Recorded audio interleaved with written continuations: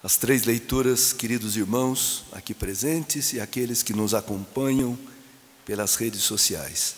As três leituras são de uma riqueza extraordinária, nesse quinto domingo de Páscoa. A primeira leitura dos Atos dos Apóstolos mostra a expansão, a pregação do Evangelho. Paulo e Barnabé, que vão de cidade em cidade anunciando a boa nova e exortando os irmãos, os discípulos, aqueles que acreditaram na palavra, a permanecerem firmes na fé. Porque a fé, irmãos, ela é maravilhosa, mas ela é frágil, como essa chama. Um vento mais forte pode apagar. Por isso é preciso exortar a ficar firme na fé. A fé não é uma teoria, é uma experiência de Deus. Essa experiência tem que crescer, essa experiência tem que aumentar, tem que se renovar. E os apóstolos faziam isso, visitavam as comunidades e diziam para permanecerem firmes na fé. Porque a fé, irmãos, vale mais do que o ouro e a prata, mais do que o dólar e o euro. A fé é ter Cristo vivo dentro de você. A fé é um encontro pessoal, íntimo, profundo com Cristo ressuscitado. E aqui, os apóstolos, como é que exortam eles a permanecerem firmes? Dizendo: é preciso que passemos por muitos sofrimentos para entrar no reino de Deus. Paulo que o diga, e Barnabé, porque a igreja primitiva foi muito perseguida. Se vocês lerem esse capítulo 14, convidaria, hoje está um dia nublado, chuvoso, gostoso para ficar em casa. Peguem os Atos dos Apóstolos, pegue a sua Bíblia e leia o capítulo 14 inteiro. Vocês vão ver, Paulo começa a pregar, a cidade inteira vai escutar. Metade da cidade fica a favor dos apóstolos, metade fica contra. Impressionante. Parece que a pregação define as coisas, né? E aqueles que ficam contra apedrejam Paulo. E pensando que ele tivesse morto, o tiraram para fora e o deixaram lá, sangrando e estendido. Apedrejam, rejeitando a palavra. Hoje também existe pessoas que têm ódio pela Igreja Católica. E tudo que a igreja prega, a defesa da vida, o amor, Jesus Cristo, tem ódio. Pois bem, quando os discípulos vão lá acudir o Paulo, ele se levanta.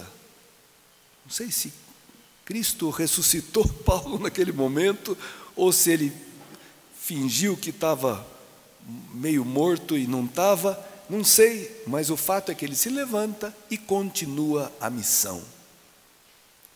E continua a missão designando presbíteros em cada comunidade, aqueles responsáveis, anciãos, né?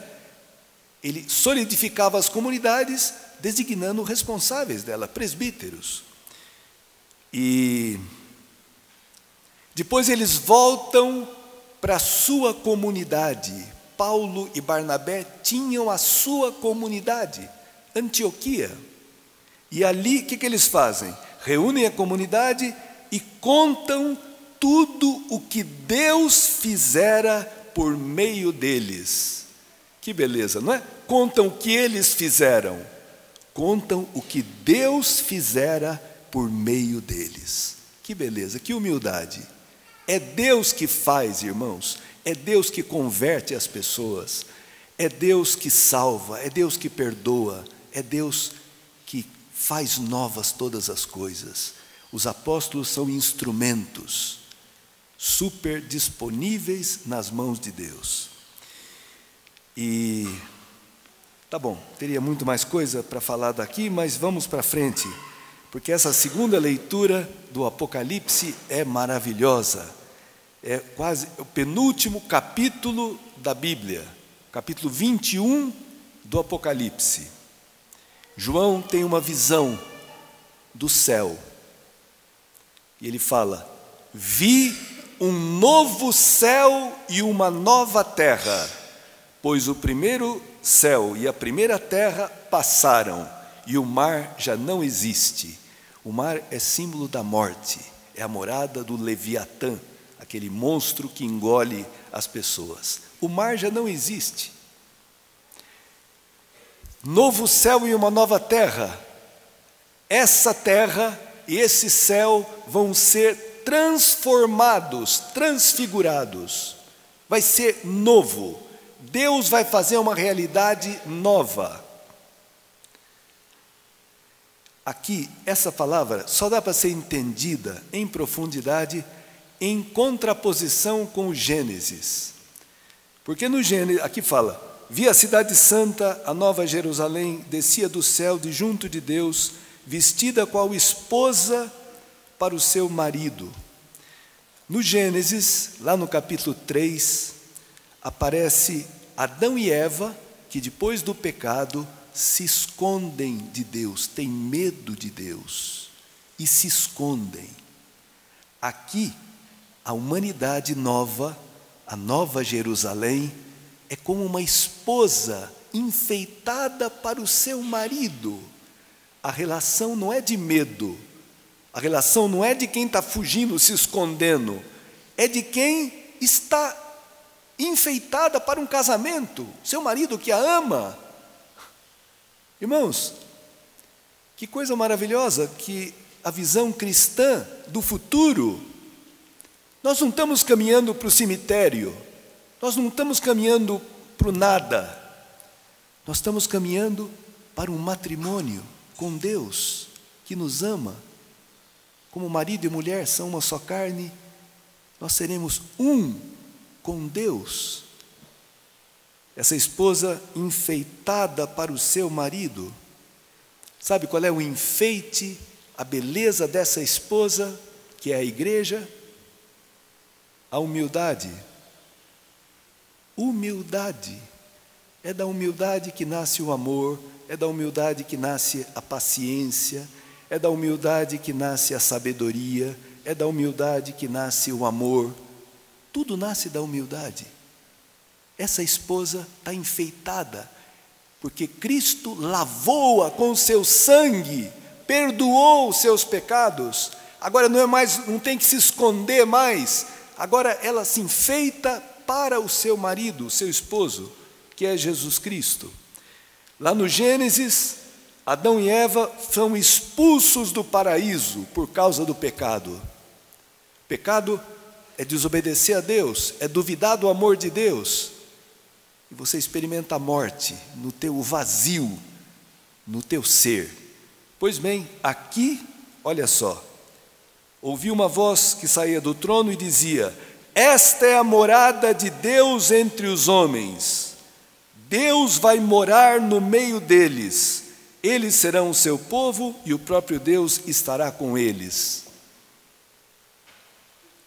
Morada de Deus é a Shekinah. O Evangelho de São João fala que Jesus, o Verbo se fez carne e veio habitar entre nós, veio fazer a sua tenda entre nós. Ou seja, aqui, o Adão e Eva, por causa do pecado, foram expulsos do paraíso. Aqui é o paraíso que vem até nós. Deus faz a sua casa e nos convida a morar junto com Ele. Já pensaram? Morar junto com Deus. Eles serão o seu povo e o próprio Deus estará com eles. Não é mais Deus conosco, só com o povo de Israel. É com eles, é com todos, é com a humanidade inteira chamada à salvação. E para encerrar, lá no Gênesis, consequência do pecado, a terra te produzirá espinhos e abrolhos, tu darás à luz, fala para a mulher, com dores, você ganhará o pão com o suor do teu rosto. Aparece o sofrimento, a dor, a morte, né? Por causa, se comeres dessa árvore, morrerás. Eu não quero que você morra. Aparece a morte, todas as consequências desastrosas do pecado.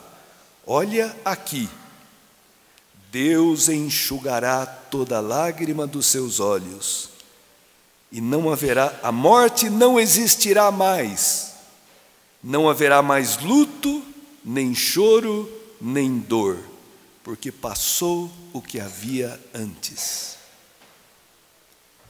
Essa é a nova realidade. Já pensaram? Tudo aquilo que nos ameaça agora não vai existir mais. Segurança, vida plena, eterna, feliz, junto de Deus, junto dos irmãos. Não haverá mais morte. Por isso que não vai ter casamento lá no céu. Aqui na terra, precisa que as pessoas se casem e tenham filhos para que a vida continue. Mas no céu, fala Jesus, não vai ter casamento, porque ninguém mais vai morrer. Eis que faço novas todas as coisas. É a palavra daquele que está sentado no trono, que é Cristo.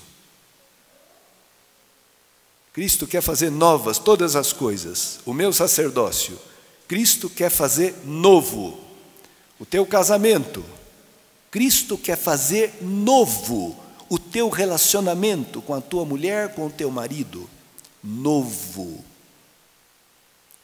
O teu namoro, Cristo quer fazer novo. Porque talvez você está vivendo o namoro de um jeito errado, como muita gente hoje. Novo. Teu jeito de se relacionar com o dinheiro, porque talvez você é muito apegado e muito ambicioso ou muito avarento. Novo. Liberdade em relação ao dinheiro. Quanta gente escrava, quanta gente vivendo no inferno, brigando por causa de dinheiro, de herança. Que coisa, irmãos. O que o pecado faz? Como o pecado destrói tudo, como o pecado embaça, como o pecado deturpa. Tá bom, mas vamos no Evangelho rapidinho, que é maravilhoso. Depois que Judas saiu do cenáculo, saiu para quê? Para entregar Jesus. Vendeu Jesus por 30 moedas. Em vez de Jesus dizer, que safado, dizer, olha só que ingratidão, eu fiz tudo isso, 3 anos aqui, sou Deus, me fiz homem, e agora esse cara vai me trair. Olha o que Jesus fala. Agora foi glorificado o Filho do Homem, e Deus foi glorificado nele. Jesus vai ser crucificado, mas vai ressuscitar. Ele já anuncia a sua glória. A glória de Deus, irmãos, é essa, é dar a vida por você, por mim, pecador. A glória de Deus é manifestar o amor que tem por você, por mim, do jeito que nós somos, egoístas, orgulhosos, ambiciosos, avarentos, medrosos, pouca fé. Ele te ama, Ele vai morrer por você, Ele vai ressuscitar e vencer a morte por você, por mim. É isso que está dizendo aqui. E Ele nos chama, sabe como? Filhinhos. Que coisa! É a única vez no Evangelho de João que Jesus chama os apóstolos, os discípulos, de filhinhos. Porque Ele está na ceia pascal, é a última ceia. E na ceia pascal era o pai de família que dirigia o ritual da ceia pascal. E Jesus está ali como se fosse o pai daqueles discípulos. E os chama filhinhos, também porque nós, pela fé em Jesus, nos tornamos filhos de Deus. Aos que creem no seu nome, deu-lhes o poder de se tornarem filhos de Deus. Filhinhos, por pouco tempo estou ainda convosco. Estou para sair, estou para morrer e ressuscitar. Eu vos dou um novo mandamento: amai-vos uns aos outros. Alguém pode dizer, mas como novo mandamento? Esse mandamento já existia no Antigo Testamento. Por que é novo? Como é que é novo? Como eu vos amei, assim também vós deveis amar-vos uns aos outros. Aqui está a novidade. Amai-vos como eu vos amei. Como é que Cristo nos amou? Morrendo pela gente, perdoando-nos na cruz. Pai, perdoa-lhes, não sabem o que fazem.